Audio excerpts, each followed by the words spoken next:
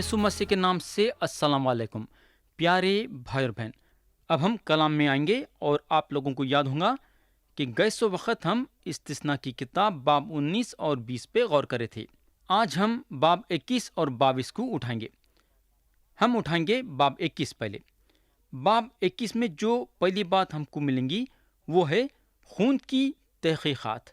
ہم پڑھیں گے آیت 1 سے آیت 4 تک۔ لکھا ہوا ہے، اگر اس ملک میں جسے خداوند تمہارا خدا تم کو قبضہ کرنے کو دیتا ہے کسی مقتول کی لاش میدان میں پڑی ہوئی ملے اور یہ معلوم نہ ہو کہ اس کا قاتل کون ہے، تو تمہارے بزرگ اور قاضی نکل کر اس مقتول کے گردا گرد کے شہروں کے فاصلے کو ناپیں، اور جو شہر اس مقتول کے سب سے نزدیک ہو اس شہر کے بزرگ ایک بچھیاں لے جس سے کبھی کوئی کام نہ لیا گیا ہو اور نہ وہ جوئے میں جوتی گئی ہو، اور اس شہر کے بزرگ اس بچے کو بہتے پانی کی وادی میں جس میں نہ ہل چلا ہو اور نہ اس میں کچھ بویا گیا ہو لے جائیں، اور وہاں اس وادی میں اس بچے کی گردن توڑ دیں۔ تو پیارے بھائی بہن، اگر ایک آدمی واقعی میں قتل کیا گیا ہے اور اس کی لاش ملتی ہے تو شہر کے بزرگ اور قاضیاں ناپتے تھے، اور جو شہر لاش کے قریب ہے وہ شہر کو قتل کے لیے ذمہ دار ٹھہرایا جاتا تھا۔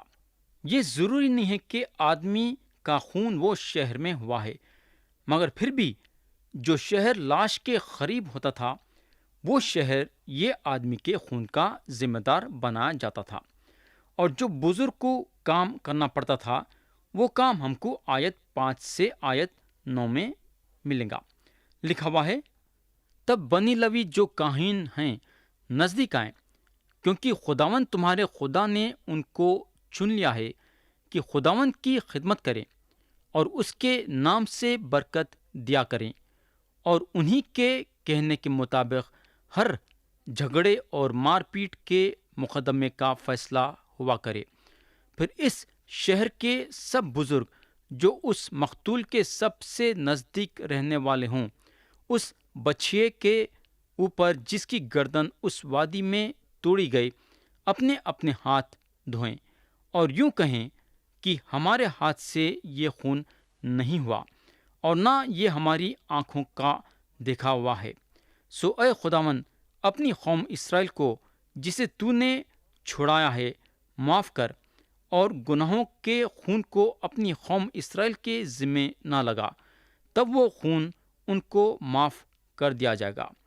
یوں تم اس کام کو کر کے جو خداوند کے نزدیک درست ہے، بے گناہ کے خون کی جواب دہی کو اپنے اوپر سے دور و دفع کرنا۔ پیارے بھائی اور بہن، جب ایک شہر میں خون خرابہ ہوتا تھا تو اس شہر میں رہنے والوں کی کچھ ذمہ داری تھی۔ وہ شہر کے بزرگوں کے آگے آنا پڑتا تھا معافی پوچھنے کے لیے، اور خدا ان لوگوں کو معاف کر دیتا تھا۔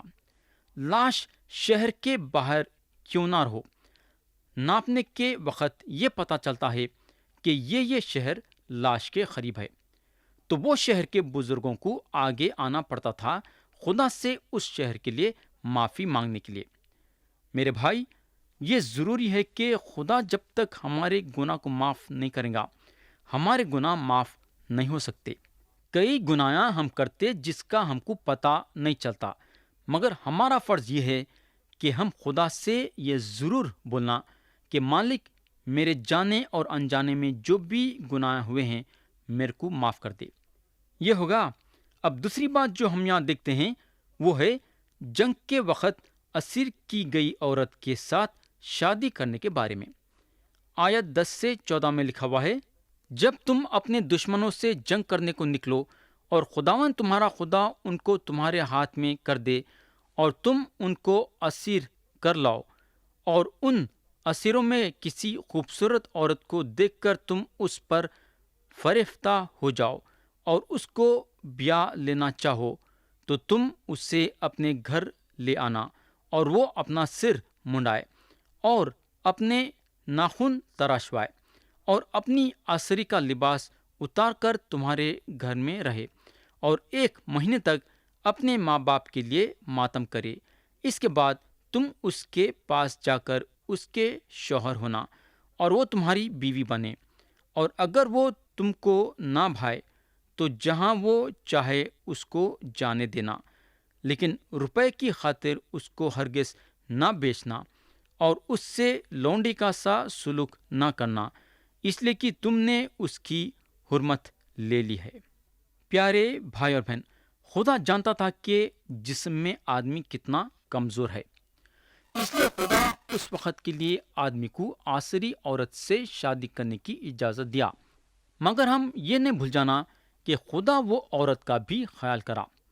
اپنے ماں باپ کو کھو دینا کتنا غم ہو سکتا ہے۔ خدا یہاں عورت کو اپنے چاہنے والوں کے لیے ماتم کرنے کا پورا موقع دیا۔ اگر ہم غور کریں گے تو خدا جو ہے قدم قدم پہ اسرائیلیوں کے لیے نئے نئے حکمیں دیا تاکہ اسرائیلیاں ایک پاک اور بے عیب زندگی گزارے ویسا۔ یہ ہوگا۔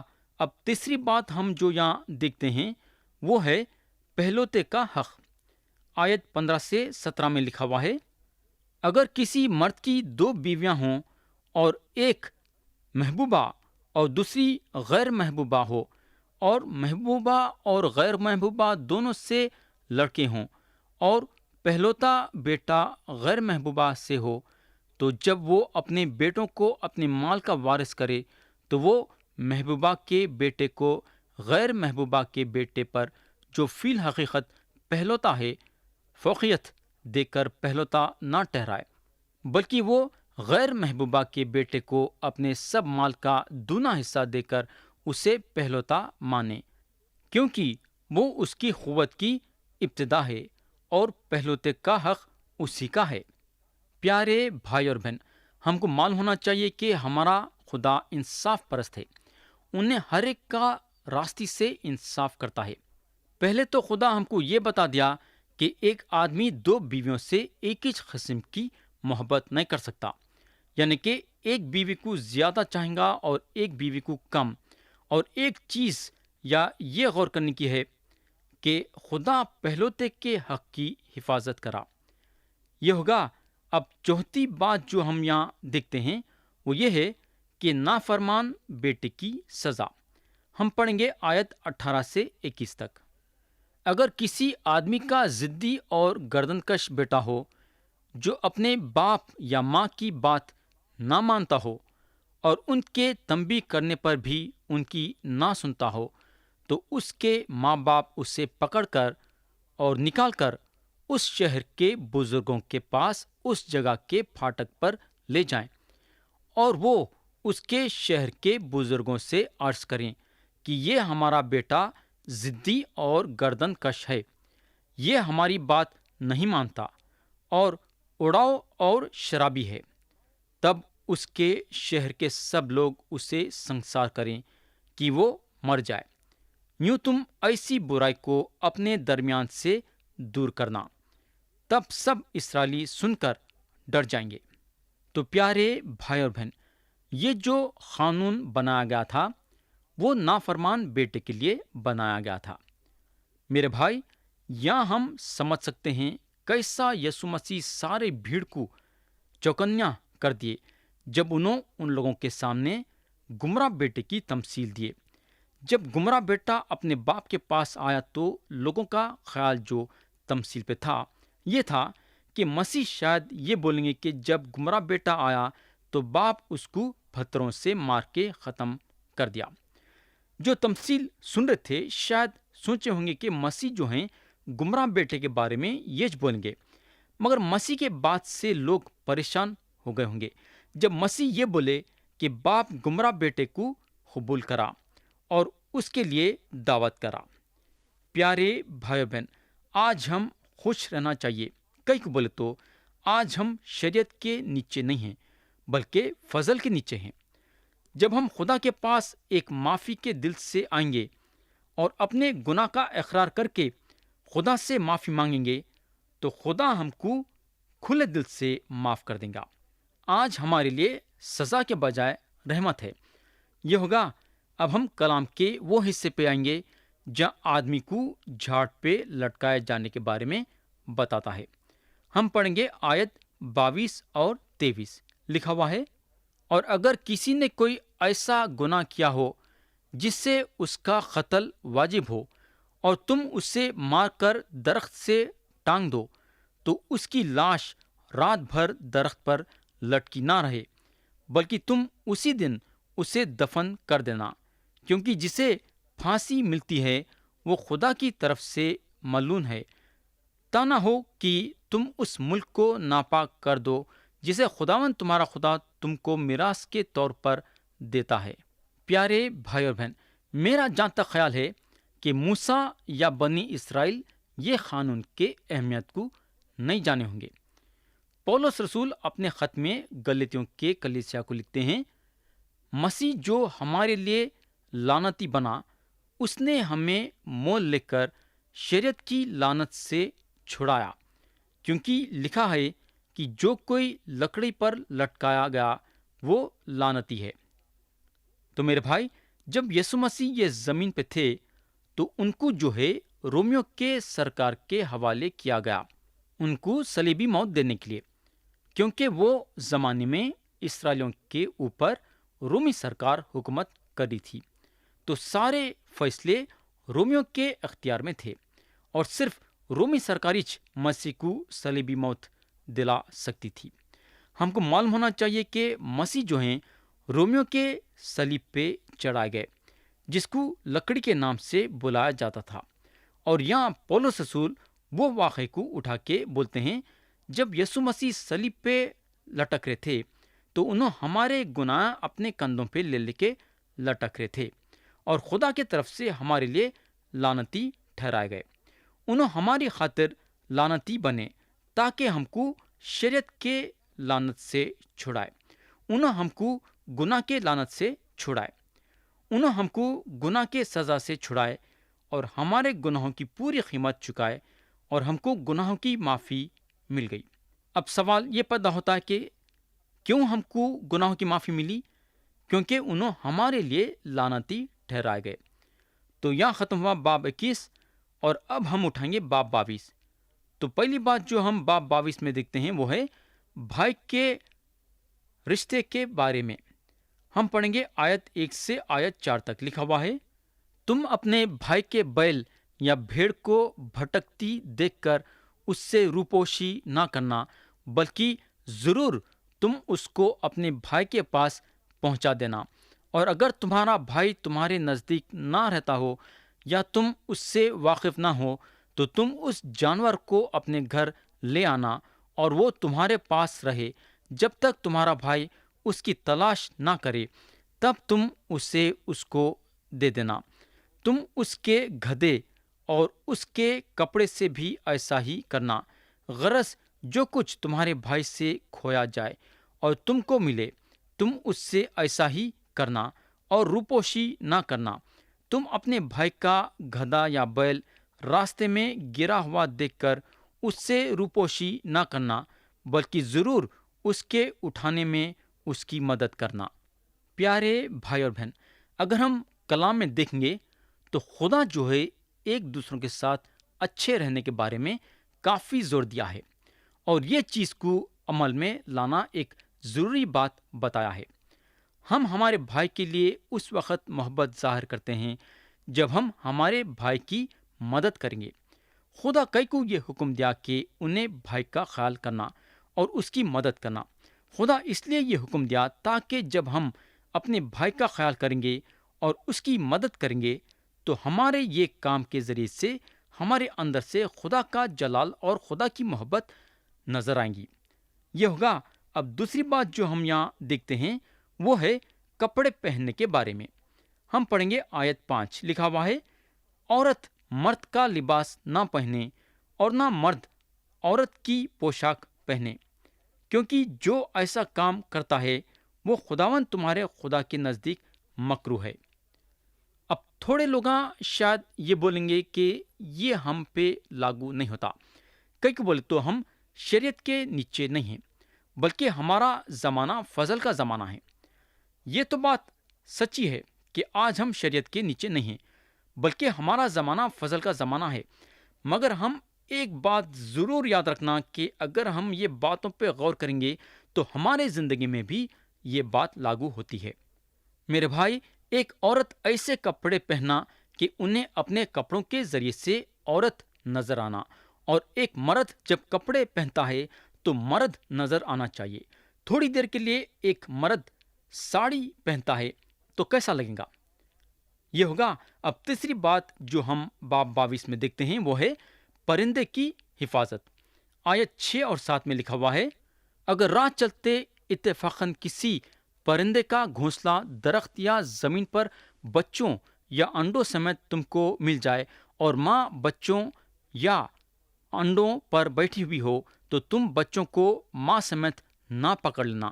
بچوں کو تم لو تو لو، پر ماں کو ضرور چھوڑ دینا، تاکہ تمہارا بھلا ہو اور تمہاری عمر دراز ہو۔ میرے بھائی، یہ ایک زبردست بات ہے کہ خدا جو ہے ہوا کے پرندوں کا بھی خیال کرتا ہے۔ آپ لوگوں کو یاد ہوگا کہ مسیح یہ بات بولے تھے، کیا پیسے کی 2 چڑیاں نہیں بکتی، اور ان میں سے ایک بھی تمہارے باپ کی مرضی بغیر زمین پر نہیں گر سکتی؟ تو پیارے بھائی اور بہن، جب خدا چڑیوں کا اتنا خیال رکھ سکتا ہے تو آپ کا اور میرا کتنا نہیں خیال کرے گا۔ یہ ہوگا۔ اب چوتھی بات جو ہم یہاں دیکھتے ہیں وہ ہے چھت پہ منڈیر بنانے کے بارے میں۔ آیت 8 میں لکھا ہوا ہے، جب تم کوئی نیا گھر بناؤ تو اپنی چھت پر منڈیر ضرور لگانا، تا نہ ہو کہ کوئی آدمی وہاں سے گرے اور تمہارے سبب سے وہ خون تمہارے ہی گھر والوں پر ہو۔ پیارے بھائی بہن، اسرائیلیاں جو ہے زیادہ تر شام کے وقت ٹھنڈی ہوا کے لیے چھت پہ بیٹھ کے اپنا وقت گزارتے تھے، اور منڈیر نہیں رہنے کی وجہ سے خاص طور سے بچوں کے لیے خطرناک ثابت ہوتا تھا۔ خدا یہ بات کا خیال کرا اور اسرائیلیوں کو یہ حکم دیا کہ ان لگا جب گھر بناتے ہیں تو چھت پہ منڈیر بنانے کے لیے نہیں بھول جانا۔ آپ یہاں دیکھ سکتے کہ انسان کی جان خدا کے نظر میں کتنی قدر رکھتی ہے۔ خدا جو ہے انسان کی ہر لحاظ سے حفاظت کرنا چاہتا ہے۔ یہ ہوگا۔ اب چوتھی بات جو ہم یہاں دیکھتے ہیں وہ یہ ہے کہ ملاوٹ کے بارے میں۔ تم اپنے پاکستان میں 2 قسم کے بیج نہ بونا، تا نہ ہو کہ سارا پھل یعنی جو بیج تم نے بویا اور پاکستان کی پیداوار دونوں ضبط کر لیے جائیں۔ تم بیل اور گدھے دونوں کو ایک ساتھ جوت کر ہل نہ چلانا۔ تم اون اور سن دونوں کی ملاوٹ کا بنا ہوا کپڑا نہ پہننا۔ تم اپنے اوڑھنے کی چادر کے چاروں کناروں پر جھالر لگایا کرنا۔ پیارے بھائی بہن، آپ خدا کے بارے میں یہ غور کرے ہوں گے کہ خدا جو ہے ملاوٹ سے چڑھتا ہے، اور شادی کے لیے بھی یہ بات سچ ہے۔ خدا نہیں چاہتا ہے کہ ایمان رکھنے والا بے ایمانوں کے ساتھ شادی کا رشتہ قائم کرنا۔ ہم کو معلوم ہونا چاہیے کہ خدا ہمیشہ یہ بات کے خلاف رہا ہے۔ یہ ہوگا۔ اب 5ویں اور آخری بات جو ہم یہاں دیکھتے ہیں وہ ہے شادی کے بارے میں اور بلاتکاری کے بارے میں۔ ہم پڑھیں گے آیت 13 سے آیت 30 تک۔ لکھا ہوا ہے، اگر کوئی مرد کسی عورت کو بیاہے اور اس کے پاس جائے اور بعد اس سے نفرت کر کے شرمناک باتیں اس کے حق میں کہے اور اسے بدنام کرنے کے لیے یہ دعویٰ کرے کہ میں نے اس عورت سے بیاہ کیا، اور جب میں اس کے پاس گیا تو میں نے کنواراپن کے نشان اس میں نہیں پائے، تب اس لڑکی کا باپ اور اس کی ماں اس لڑکی کے کنوارے پن کے نشانوں کو اس شہر کے پھاٹک پر بزرگوں کے پاس لے جائیں، اور اس لڑکی کا باپ بزرگوں سے کہے کہ میں نے اپنی بیٹی اس شخص کو بیاہ دی، پر یہ اس سے نفرت رکھتا ہے اور شرمناک باتیں اس کے حق میں کہتا، اور یہ دعویٰ کرتا ہے کہ میں نے تیری بیٹی میں کنوارا پن کے نشان نہیں پائے، حالانکہ میری بیٹی کے کنوارے پن کے نشان یہ موجود ہیں۔ پھر وہ اس چادر کو شہر کے بزرگوں کے آگے پھیلا دیں، تب شہر کے بزرگ اس شخص کو پکڑ کر اسے کوڑے لگائیں اور اس سے چاندی کی 100 مثقال جرمانہ لے کر اس لڑکی کے باپ کو دیں، اس لیے کہ اس نے ایک اسرائیلی کنواری کو بدنام کیا اور وہ اس کی بیوی بنی رہے اور وہ زندگی بھر اس کو طلاق نہ دینے پائے۔ پر اگر یہ بات سچ ہو کہ لڑکی میں کنوارا پن کے نشان نہیں پائے گئے، تو وہ اس لڑکی کو اس کے باپ کے گھر کے دروازے پر نکال لائیں اور اس کے شہر کے لوگ اسے سنسار کریں کہ وہ مر جائے، کیونکہ اس نے اسرائیل کے درمیان شرارت کی کہ اپنے باپ کے گھر میں فحشہ پن کیا۔ یوں تم ایسی برائی کو اپنے درمیان سے دفع کرنا۔ اگر کوئی مرد کسی شوہر والی عورت سے زنا کرتے پکڑا جائے تو وہ دونوں مار ڈالے جائیں، یعنی وہ مرد بھی جس نے اس عورت سے صحبت کی اور وہ عورت بھی۔ یوں تم اسرائیل میں سے ایسی برائی کو دفع کرنا۔ اگر کوئی کنواری لڑکی کسی شخص سے منسوب ہو گئی ہو اور کوئی دوسرا آدمی اسے شہر میں پا کر اس سے صحبت کرے، تو تم ان دونوں کو اس شہر کے پھاٹک پر نکال لانا اور ان کو تم سنسار کر دینا کہ وہ مر جائیں۔ لڑکی کو اس لیے کہ وہ شہر میں ہوتے ہوئے نہ چلائی، اور مرد کو اس لیے کہ اس نے اپنے ہمسائے کی بیوی کو بے حرمت کیا۔ یوں تم ایسی برائی کو اپنے درمیان سے دفع کرنا۔ پر اگر اس آدمی کو وہی لڑکی جس کی نسبت ہو چکی ہو کسی میدان یا کھیت میں مل جائے اور وہ آدمی جبراً اس سے صحبت کرے، تو فقط وہ آدمی ہی جس نے صحبت کی مار ڈالا جائے، پر اس لڑکی سے کچھ نہ کرنا، کیونکہ لڑکی کا ایسا گناہ نہیں جس سے وہ قتل کے لائق ٹھہرے، اس لیے کہ یہ بات ایسی ہے جیسے کوئی اپنے ہمسائے پر حملہ کرے اور اسے مار ڈالے، کیونکہ وہ لڑکی اسے میدان میں ملی اور وہ منصوبہ لڑکی چلائی بھی، پر وہاں کوئی ایسا نہ تھا جو اسے چھڑاتا۔ اگر کسی آدمی کو کوئی کنواری لڑکی مل جائے جس کی نسبت نہ ہوئی ہو اور وہ اسے پکڑ کر اس سے صحبت کرے اور دونوں پکڑے جائیں، تو وہ مرد جس نے اس سے صحبت کی ہو لڑکی کے باپ کو چاندی کی 50 مسقال دیں اور وہ لڑکی اس کی بیوی بنے، کیونکہ اس نے اسے بے حرمت کیا اور وہ اس سے اپنی زندگی بھر طلاق نہ دینے پائے۔ کوئی شخص اپنے باپ کی بیوی سے بیاہ نہ کرے اور اپنے باپ کے دامن کو نہ کھولے۔ پیارے بھائی بہن، خدا یہ سارے باتیں اس لیے بتایا تاکہ انسان ایک پاک اور نیک زندگی گزارے اور گناہ سے دور ہوئے۔ اگر ہم غور کریں گے تو خدا شروع سے، یعنی کہ جب سے انہیں انسان کو بنایا، انسان کے فائدے کے لیے اس کے سامنے اپنی باتیں رکھا تاکہ انسان وہ باتوں پہ عمل کرنے کے ذریعے سے اس کے نظروں میں، یعنی کہ خدا کے نظروں میں راز باز ٹھہرے۔ یہاں میں کلام کو ختم کرنا چاہوں گا یہ دعا کے ساتھ کہ خدا ہم سب کو آج کے کلام کے ذریعے سے برکت دے۔ یسوع مسیح کے پیارے اور بلند نام میں آمین۔